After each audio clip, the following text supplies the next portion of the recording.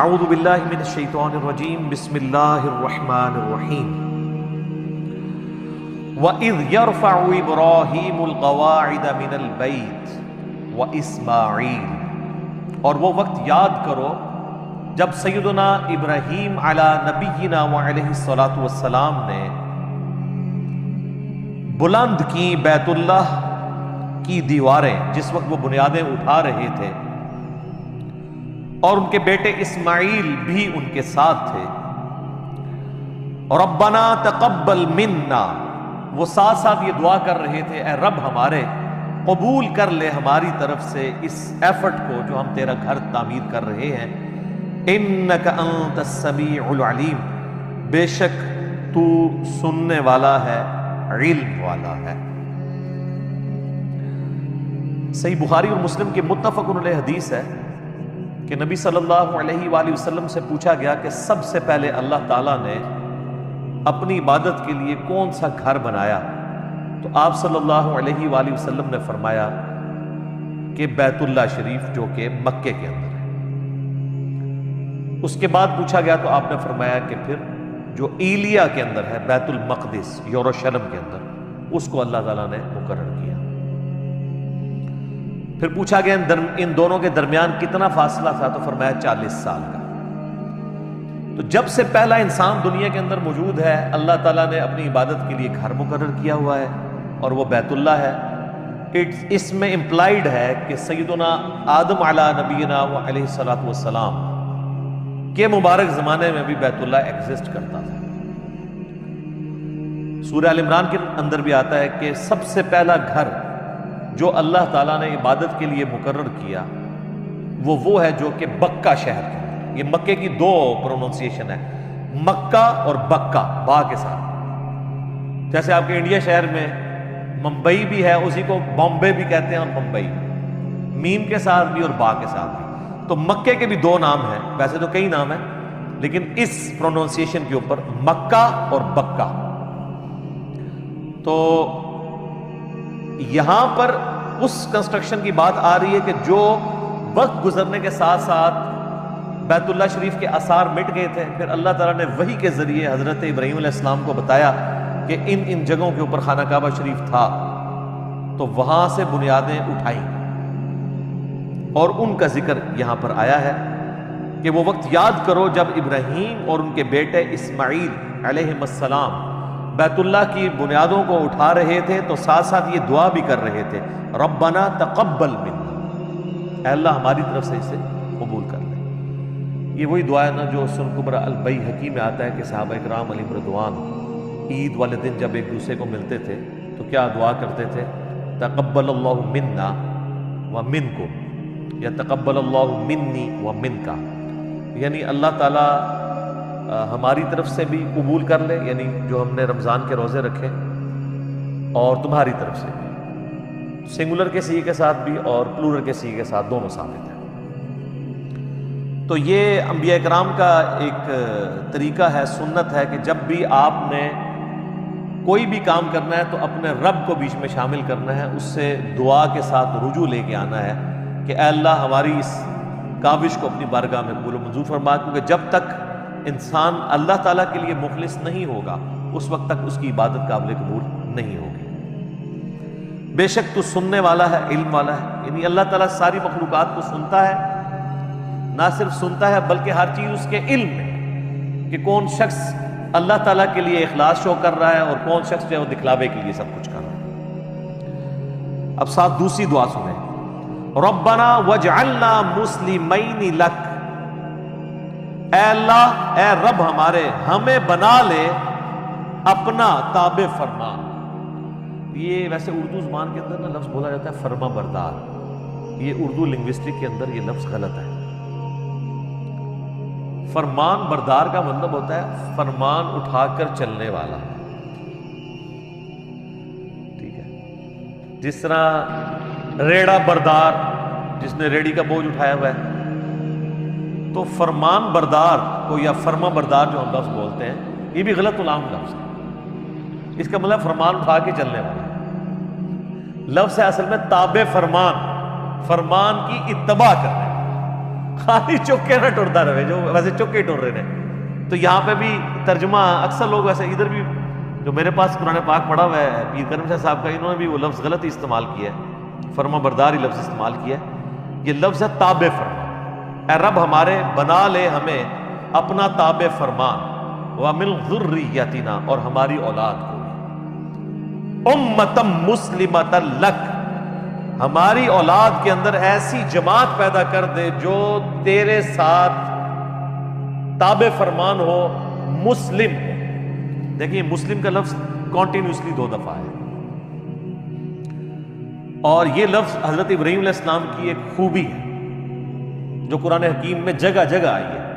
ما کان ابراہیم یہودیا ولا نصرانیا، ابراہیم نہ تو یہودی تھے نہ نصرانی تھے، ولیکن کان حنیفا مسلما، بلکہ وہ سب سے ٹوٹ کر ایک اللہ کے ہو گئے تھے اور اللہ کے تابع فرمان تھے. وما کان من المشرکین، اور مشرک نہیں تھے. مسلم کا مطلب ہوتا ہے ٹو سبمٹ یور ول، اپنی مرضی کسی اور کے سپرد کرنا. مراد یہ کہ میں تو اپنے آپ سے دستبردار ہوتا ہوں، جو تیری مرضی، اسے کہتے ہیں مسلم. بل ملت ابراہیم حنیفا وما کان من المشرکین، پیروی کرو ابراہیم علیہ السلام کی ملت کی جو مشرک نہیں تھے. هو سماکم المسلمین من قبل وفی ھذا ملت ابیکم ابراہیم، یہ سورہ حج کی آیت نمبر 78 ہے. پیروی کرو ابراہیم علیہ السلام کی ملت کی.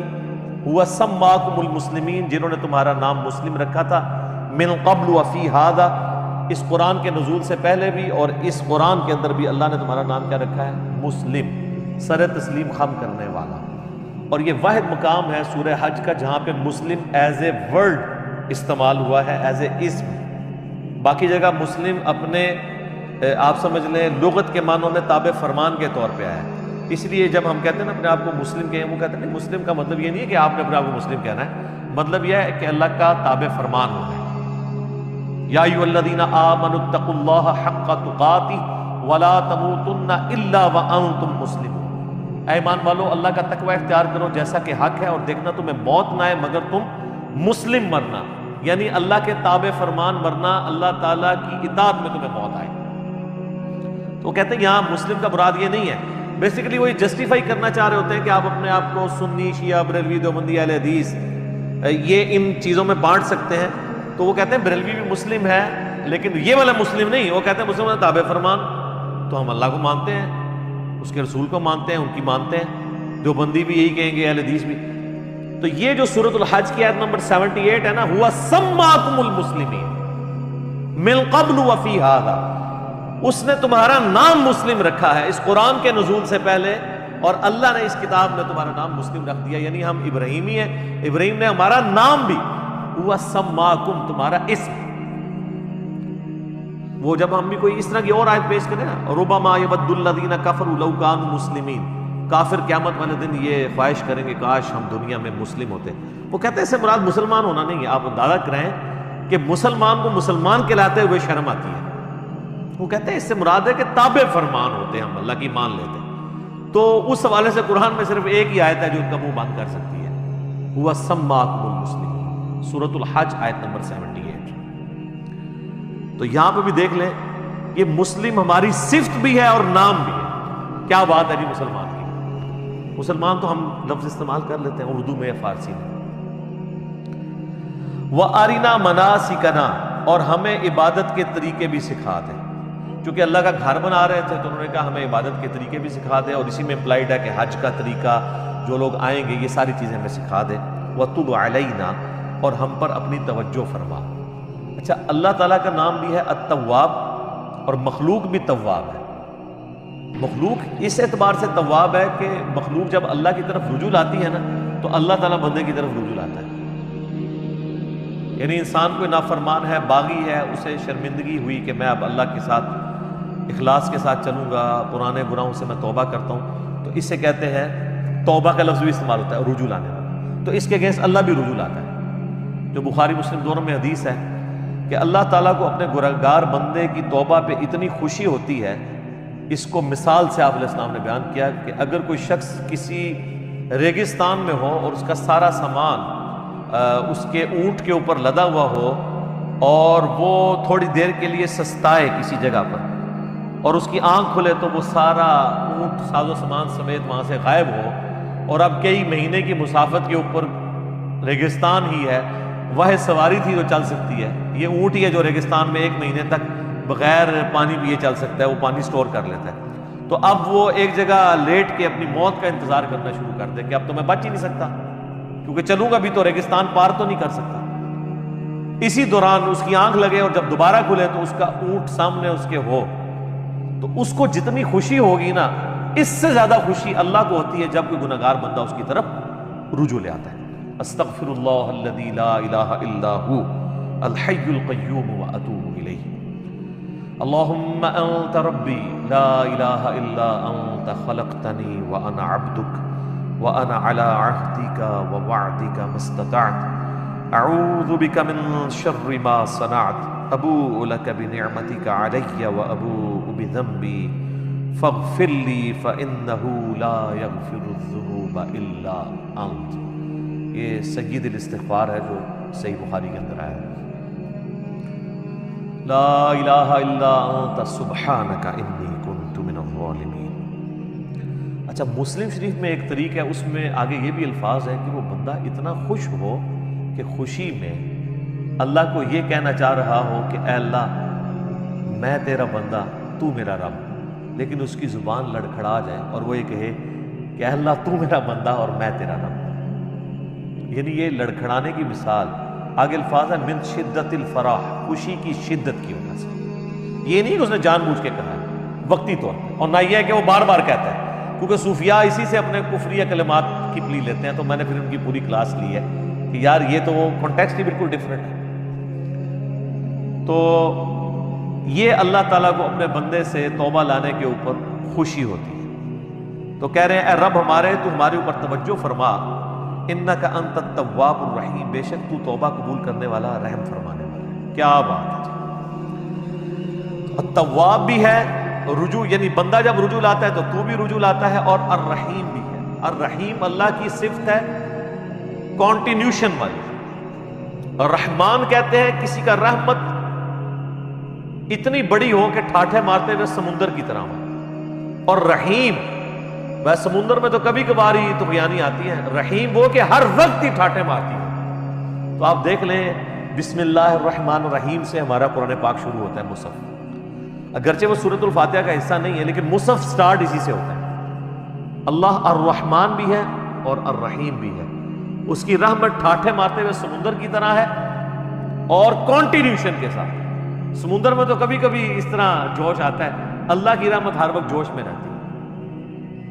بخاری اور مسلم کی متفق علیہ حدیث ہے، نبی صلی اللہ علیہ وآلہ وسلم فرماتے ہیں اللہ تعالیٰ نے مخلوقات کی پیدائش سے پہلے اپنے عرش پہ اپنے پاس یہ عبارت لکھ لی تھی کہ میری رحمت میرے غضب پہ سبقت لے جائے گی، اور قرآن حکیم میں کئی جگہ یہ مضمون آیا ہے کہ اللہ نے اپنے اوپر لازم کر لیا ہے کہ وہ ہر حال میں رحم ہی کرے گا، یعنی رحم والی صفت اللہ کی ڈومیننٹ ہے، اگرچہ اللہ عدل فرمانے والا ہے۔